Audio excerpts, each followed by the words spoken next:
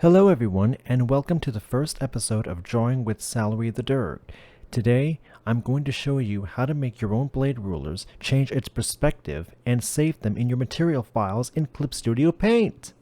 Here I have a katana as my model, and I'm going to be using the Figure Continuous Curve tool to trace the blade over.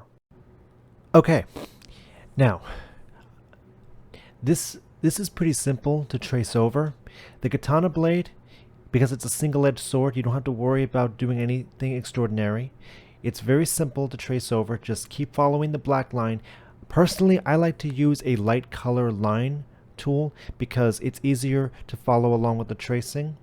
Now, you don't have to worry about making mistakes because, as I'm doing right here, you can fix the problems if it doesn't match up to your perspective. And now, you just have to erase the model, and then you go over to Layer, Rule Frame, and add Ruler to Vector, and boom, you have your own ruler made from the line art. Now you just create a new vector layer, and you put the ruler on that layer, and then you erase the line art. And there, you have your own blade ruler. Now about perspective. I'm going to show you how to make a blade ruler change its perspective. For this one, I'm going to be doing far away. Have the blade being swung. Now all you have to do is just add in the details, and presto, changeo, you have a swinging blade. Now, here comes another one. I'm going to be using a different blade this time. This time, this one has a gap in the backing of the blunt end. Now, I'm changing its perspective so it's pointing towards a person at an angle.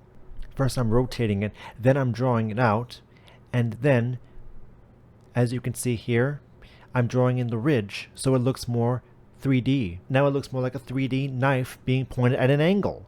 Simple, right? And very fun to do. Now here comes broadswords or double-edged swords. As you can see, I have made a different method of doing it. I traced over 1/2 of the edge, and then I put the symmetry ruler in the center to make it mirrored, as you see here, but it doesn't work with perspective, so I have to do the same thing I did with the katanas. I go to Layer, and repeat the same process over again, and then it changes its perspective. I'm giving them the details so they look like they're 3D swords. It's quite simple to follow as long as you get the rhythm. Now here comes another angle. This time I'm having a katana being pointed in the front view, like in anime how the character is pointing his blade towards his opponent. I draw over it, and then I add in a new layer, and then I add in the details, the same thing. It just takes a bit of practice to get down right, but once you get the hang of it, it comes pretty easy. And there you go. You have a sword pointed at an angle. Now in order to save it, you put all your rulers in one file, and then you move it over to your materials, and it's all saved, ready to be used. Well, that's it for this episode of Drawing with Salrie the Derg.